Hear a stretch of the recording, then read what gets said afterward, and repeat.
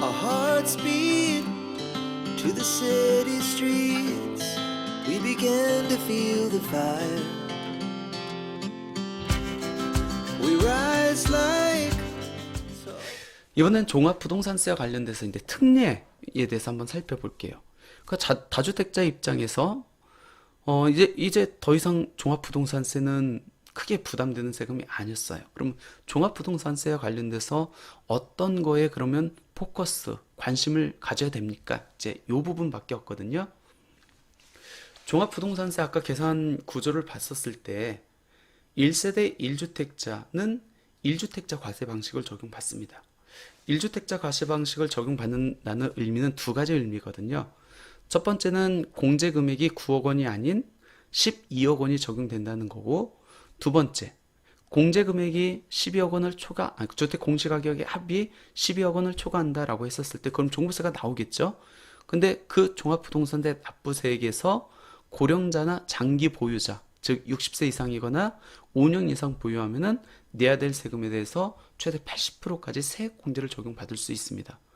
결국 1주택자 과세 방식을 적용받으면은 일반적인 경우보다 종부세 부담이 굉장히 완화가 될 수 있다는 얘기겠네요.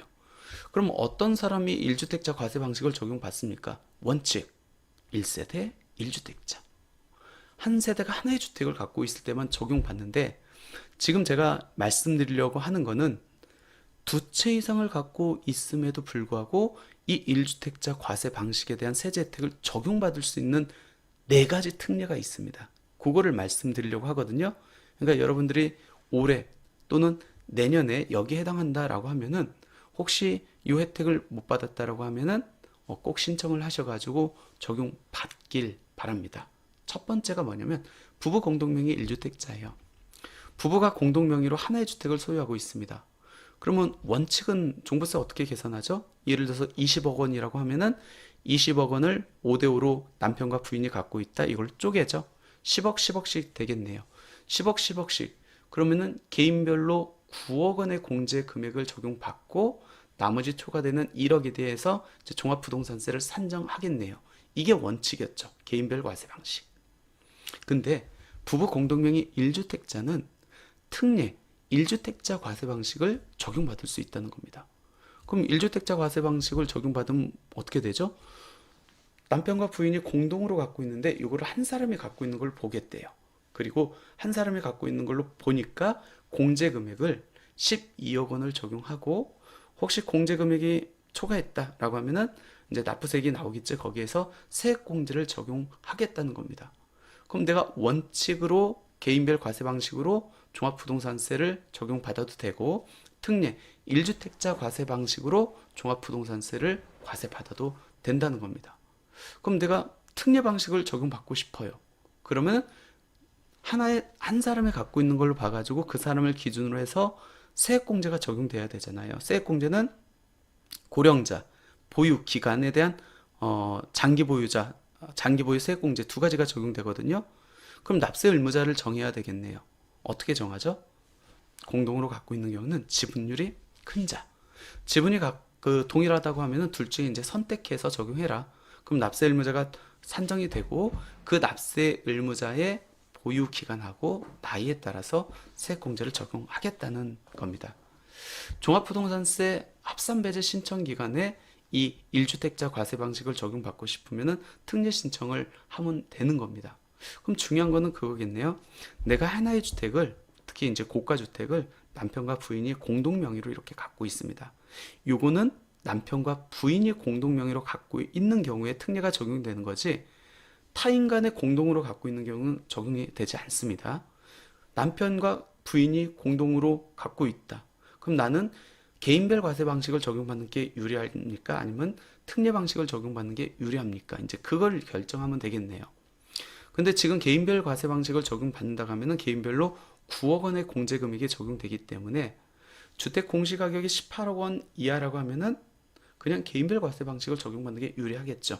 어차피 쪼개도 9억 원 이하이고 9억 원의 공제 금액을 적용받기 때문에 납부세액이 없다는 얘기입니다. 근데 주택 공시가격이 18억 원을 초과합니다. 초과한데 납세 의무자가 오랫동안 보유했어. 나이가 많아. 그러면은 1주택자 과세 방식이 더 유리할 수 있다는 겁니다. 그렇기 때문에 결론적으로 어떤 게 유리한지는 비교해 보는 수밖에 없다라고 이렇게 보시면 될 것 같습니다. 비교를 해봤을 때 공동명의 1주택자 특례 신청을 하려면은 이 서식에 의해서 9월 합산배제 신청 기간에 특례 신청서를 반드시 제출해야 된다라는 겁니다. 혹시 이게 유리하다 그러면 적용하시면 될 것 같고, 두 번째는 일시적 2주택자입니다. 분명 6월 1일을 기준으로 해가지고 종부세가 과세가 되고 그 과세 기준일 현재 한 채를 갖고 있어야 1주택자 과세 방식을 적용받는데, 내가 신규 주택을 취득하고 종전주택이 있는 상태에서 신규 주택을 취득하고 두 채를 갖고 있는 상황이에요. 그럼 당연히 과세 기준일 현재 두 채이기 때문에 원칙 1주택자 과세 방식을 적용 못 받죠. 근데 신규 주택을 취득하고 3년 안에 종전주택을 양도한다는 전제 조건 하에서 나는 2주택임에도 불구하고 1주택자 과세 방식을 적용받을 수 있다는 겁니다. 이런 케이스예요. 내가 한 채의 주택을 갖고 있습니다. 이번에 신규 주택을 취득했어요. 그럼 과세 기준일 현재 두 채이기 때문에 나는 1주택자 과세 방식을 원래 못 받아요.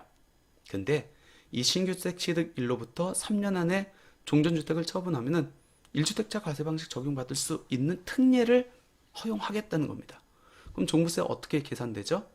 이 신규 주택을 빼겠다는 의미는 아닙니다. 주택 공시가격은 합하되 1주택자 세제혜택 공제금액 12억 원을 적용받고 12억 원이 초과된 부분에 대해서 이 특례 주택, 이 신규 주택을 제외한 종전주택에 대한 세액공제, 고령자, 장기보유자 세액공제를 적용받을 수 있다는 겁니다.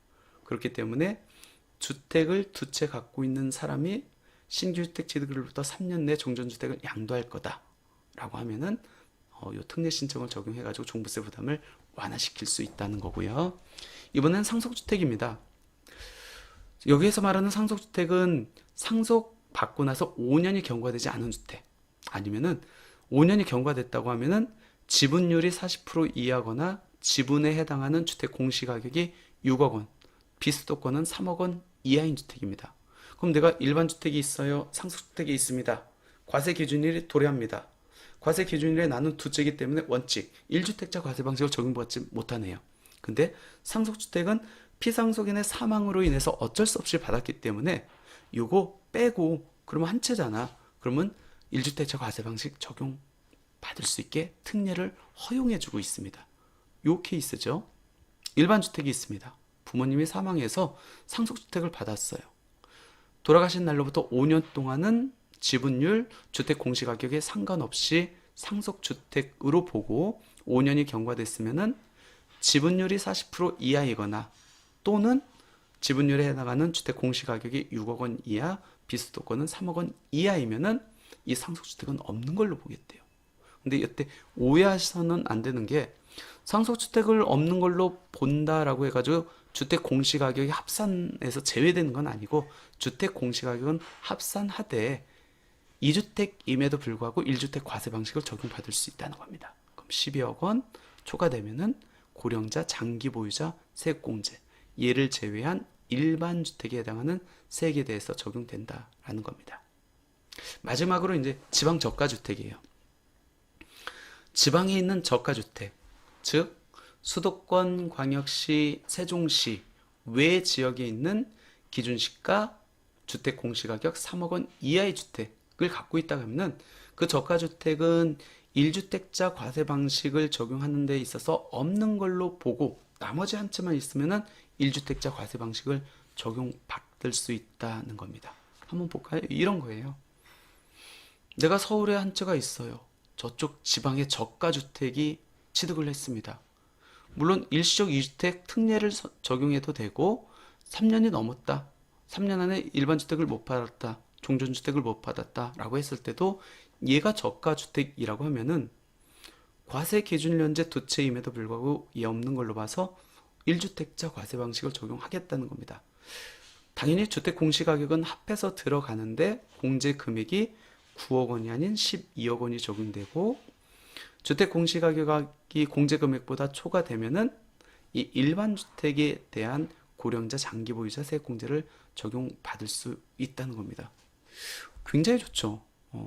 주택 공시가격에서 빼지는 않지만 그래도 공제 금액이 9억 원이 아닌 12억 원을 적용받고 초과된다고 했었을 때 보유 기간에 따라서 나이에 따라서 세액공제를 적용받을 수 있기 때문에 종부세를 그래도 좀 더 경감시킬 수 있는 어떤 특례다라고 이렇게 보시면 될 것 같은데, 제일 중요한 거, 일반 주택이 있습니다. 그 외에 내가 특례주택, 아까 세 개 말씀드렸죠. 신규주택, 상속주택, 지방저가주택 있을 경우에 얘는 없는 걸로 봐서 1주택자 과세 방식을 적용받을 수 있는데, 중요한 거, 납세 의무자가 동일한 경우에만 적용된다.